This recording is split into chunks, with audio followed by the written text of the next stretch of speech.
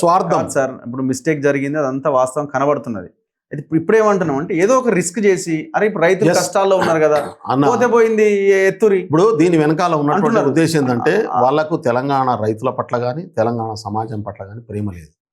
కాంగ్రెస్ ప్రభుత్వం అందులో పర్టికులర్గా రేవంత్ రెడ్డిని బదనాం చేయాలనేటటువంటి ఏజెండాతో పనిచేస్తారు.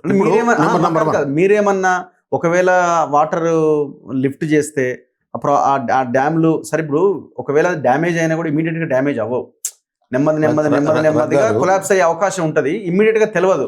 అంటే ఆ నీళ్ళు వచ్చేటువంటి వీడియోలు ఇవన్నీ కూడా మళ్ళీ బీఆర్ఎస్ వాళ్ళు ఇగో చూసినా కాళేశ్వరం పనిచేస్తుంది అని ప్రచారం చేస్తారు, అది మాకు నెగటివ్ అవుతుంది. మాకు కాళేశ్వరం ప్రాజెక్టును అది ఇప్పుడు అట్లా అనుకుంటే మరి సెక్రటరియట్ ఎందుకు వాడుకుంటున్నారు రేవంత్ రెడ్డి గారు, మా ప్రభుత్వం ఈ ప్రజాభవన్ ఎందుకు వాడుకుంటున్నాం? ఆ రోజు సెక్రటరియట్ను కూలగొట్టినప్పుడు మేమంతా వ్యతిరేకించినాం. ఎందుకంటే 25, 30 ఏళ్ళు, 50 ఏళ్ళు, 100 ఏళ్ళ సరిపడా బిల్డింగ్లు ఉన్నాయి, కూలగొట్టద్దని చెప్పి అన్నాం, వ్యతిరేకించినాం. కానీ కూలగొట్టేసి కట్టిన తర్వాత దాన్ని ప్రజా ఉపయోగాల కోసం వాడుకుంటాం. ఇవాళ కూడా మా ప్రభుత్వం చాలా చిత్తశుద్ధితోనే దానికి ఒక పర్మనెంట్ సొల్యూషన్ తీసుకురావాలనే ప్రయత్నంలో ఉంది. చాలా సీరియస్ గా ప్రయత్నం సిన్సియర్గా ఉన్నది.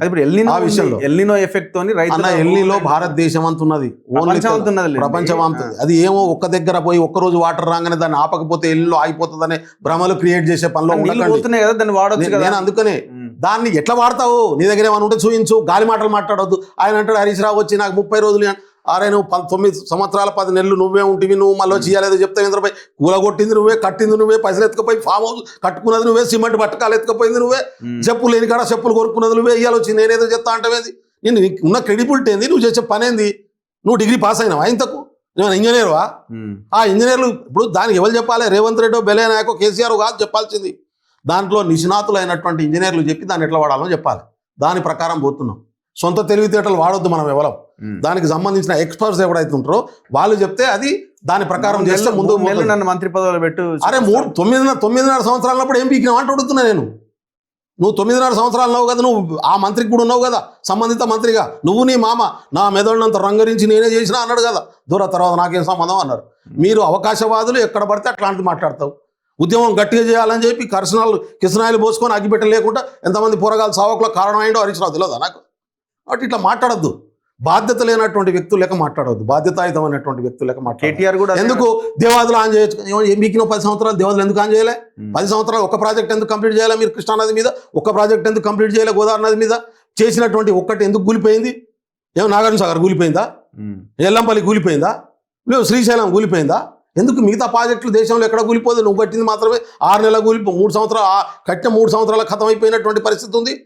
ఇప్పుడు పాలమూరు రంగారెడ్డి కూడా కేసీఆర్ ఆల్రెడీ కట్టిండు, ఇన్నేళ్ళు వెయిట్ చేసి ఇప్పుడు మోటార్ ఆన్ చేసి వీళ్ళు కట్టిరు ఇలా మొఖాలకు.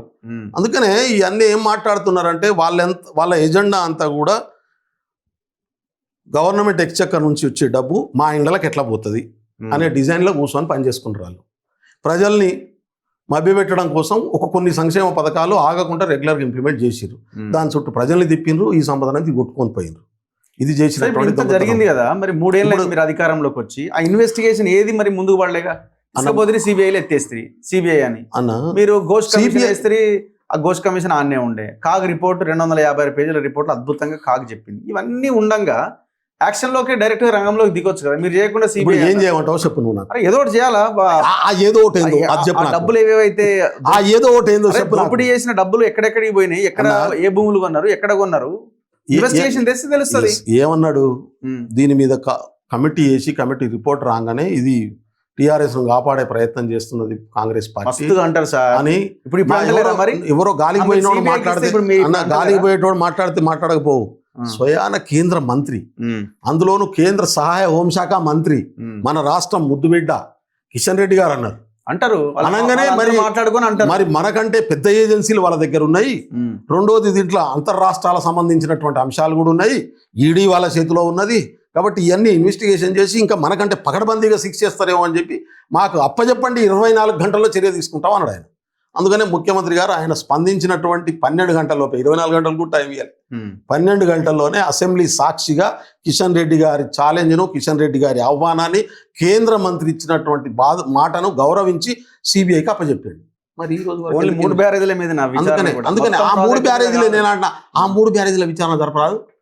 మీరు నేను అదే జరపాలి, మీరు డిమాండ్ అరే చేయాలి. అరే జంతర్ చేస్తే మంతర్ దగ్గర- ప్రతిసారి ఇస్తే లెటర్ ఎప్పుడు ఇస్తాడు? జంతర్ ఇప్పుడు మంతర్ దగ్గరికి వెళ్ళి ధర్నా సిబిఐ చేయండి. ఎంక్వైరీ చేయాలంటే 2 పద్ధతులు రగ్గారు. ఉమ్. ఒకటి ఆ రాష్ట్ర ప్రభుత్వం అన్న అఫీషియల్ గా లెటర్ పెట్టాలి, కోర్టు అని- లేదన్నా కోర్టు అన్న ఆర్డర్ చేయాలి. ఉమ్. రాష్ట్ర ప్రభుత్వం అఫీషియల్ గా లెటర్ పెట్టిన తర్వాత కూడా సిబిఐ ఎంక్వైరీ ఎందుకు జరగట్లేదు అనేది కదా ప్రశ్న. ఇక ప్రశ్నకు ఆన్సర్ నా నేను దగ్గర ఉంది. అందుకనే ప్రశ్నకు మీ దగ్గర ఉన్నది ఆన్సర్. బీఆర్ఎస్, బీజేపీ, కాంగ్రెస్ మధ్యలో కాంట్రాక్టర్లు అయిపోయాయి.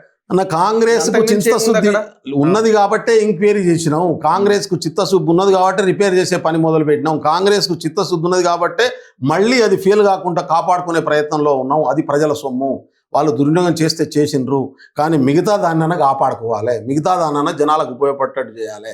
ఆ ఉపయోగపడేటట్టు చేయడం కోసం మళ్ళీ అది దాంట్లో పెట్టిన ₹1 కూడా వేస్ట్ కాకుండా దానికి ఉపయోగపడాలి. దానికోసమే ఆర్మీ వాళ్ళని తీసుకొచ్చి ఆర్మీలో దీంట్లో ఎక్స్పర్ట్ ఉన్నటువంటి వాళ్ళతోనే ఉత్తమ్ కుమార్ రెడ్డి తనకున్నటువంటి ఆర్మీ అనుభవాన్ని వాడి, తనకున్నటువంటి పర్సనల్ కాంట్రాక్ట్లను వాడి అక్కడ పెద్ద పెద్ద డ్యామ్లను కట్టినటువంటి వాళ్ళు, హై ఫ్లో వచ్చినప్పుడు కట్టేటటువంటి డ్యామ్స్ ఎట్లా ఉండాలనేటటువంటి ఎక్స్పర్ట్ ఉన్నటువంటి వాళ్ళని తీసుకొచ్చి టెస్టులు చేయిస్తున్నటువంటి పరిస్థితి. సో ఇంకొక